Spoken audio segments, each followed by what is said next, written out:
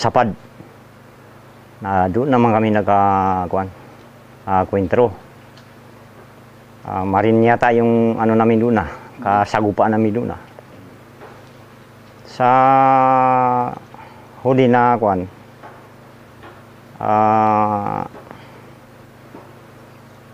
malapit na mag-isang buwan ng ano namin dyan sa Sapad.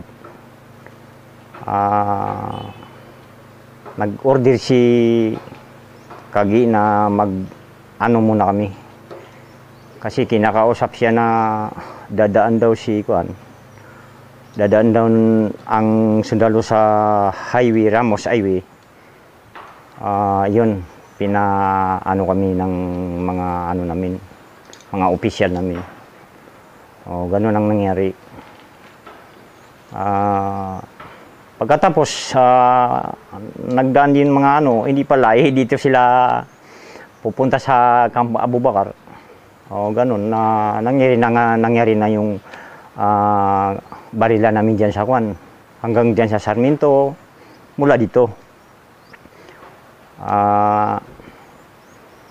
Pagkatapos itong kay medyo napapagod na yung mga tao at saka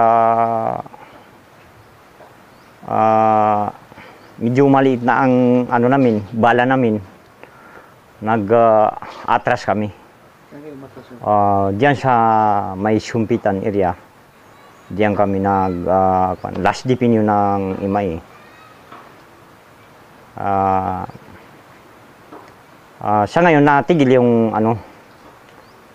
putukan sa kasi na naman na-recover na ng gobyerno itong masundalo Sa ngayon doon kami nakapunta sa Lanao.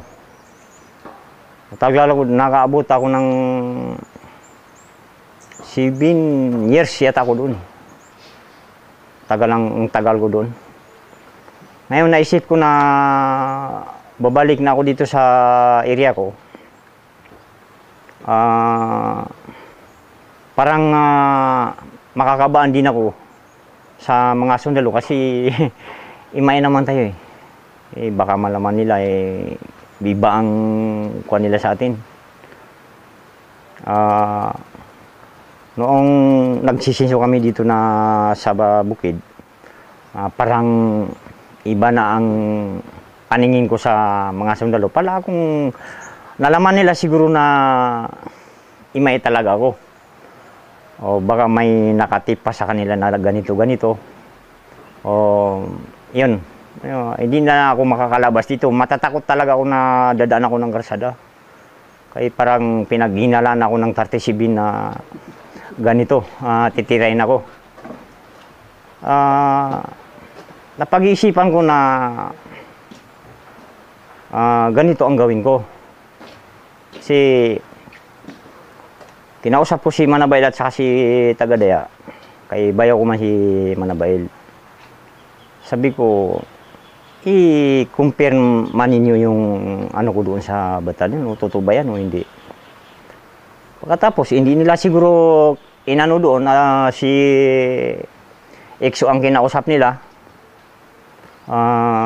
Sabi niya, sabihin mo kay Sultan na mag-usap kami. Labit ka nga na mga sundalo na. Kung matakot siya pumunta dito sa brigade, doon na lang kami, siyang kung saan kami mag-usap. Pinunta nila ako, sabi ko doon kami mag-usap sa Dirumuyod. Yun ang nangyari. Dirumuyod?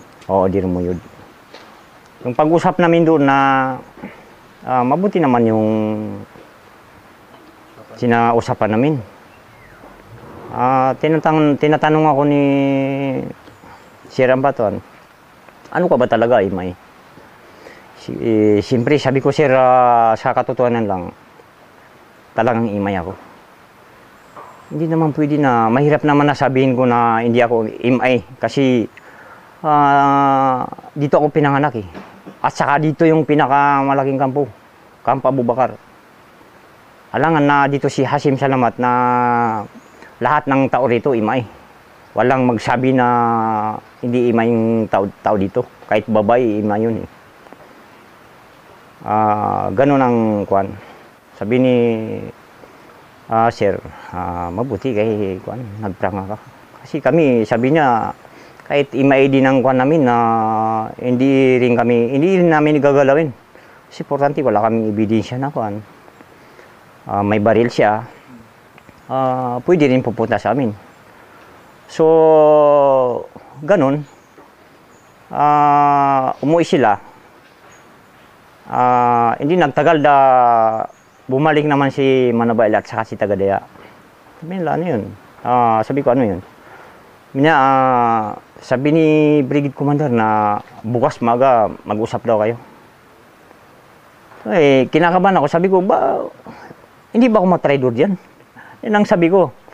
Sabi niya, hindi siguro. Ba't yung naisip na matraidor ka rin? Kasi alam mo naman na sa totoo lang magkarido eh. Magkakwentro. Yun na kinakabahan ako. Sabi ni Manabayl at saka si Tagadaya, wala naman. Hindi man mangyari yun eh. Si Brigade Commander mismo ang uusap sa iyo. Sabi ko, sige. Basta samahan lang ninyo ako doon. Sige. Agang maga na pinunta nila ako doon sa quarry. Yung quarry doon, nagsakay sila ng service. Pinunta nila ako. Sumama ako. Pagdating namin dito, kausap kami ni Brigade Commander. Kinausap niya ako kung ano ang maitulong niya sa akin. Sabi ko, sir, kung tulungan mo kami, sa ngayon na marami nang pupunta sa akin na nahihirapan kasi pinatigil mo yung pagsisinso namin. Ganun eh. Kaya walang kabuhayan dito na maliban lang na itong pagtatablon. Kaya yung pagtatanim ng mais, hindi magkasya yun eh. Minsan na maano yung shorted yung mais natin. Yun ang hiningi ko kay Brigade Commander. Sabi niya, hindi bali kay ibibigay ko sa yung sinso mo.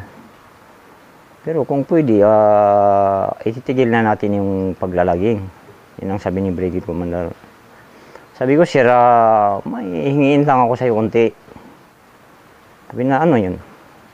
Sabi ko, total, yung napuputol na kahoy dyan, masisira din. Kung pwede siya na ibigay mo sa akin. Ipasinsyo mo sa akin. Yung naputol? Oo, yung naputol. Basta hindi na tutumba. Sabi ni Brigade Commander, sige. Okay. Ay total masira din yan. Ngayon, sininso namin. Hindi pa yung natapos eh. Marami pa din ang hindi ko nasinso. Pero tumigil na ako kasi noong kuha na kami ni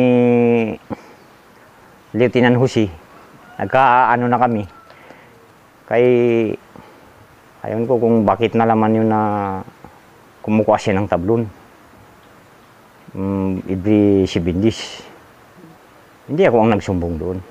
Ewan ko lang kung sino ang nakatip doon.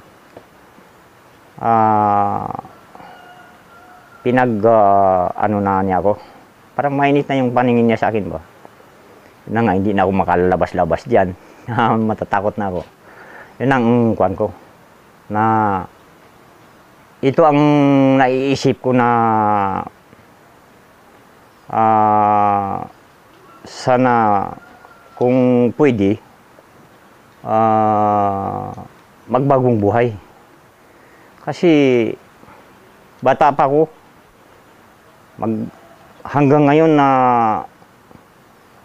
pumuti na ang buko, dito na ako sa revolusyon. Parang wala rin mangyari. Mas mabuti maghanap tayo ng hanap buhay para mapayapa yung pamilya natin. At saka magaganda yung pamumuhay natin. Ganun, yun lang nang naiisip ko. Walang iba. Hindi ko naman masabi na itong imaiilip na masama yun. Hindi naman masama yun. Kasi wala naman silang ginagawa na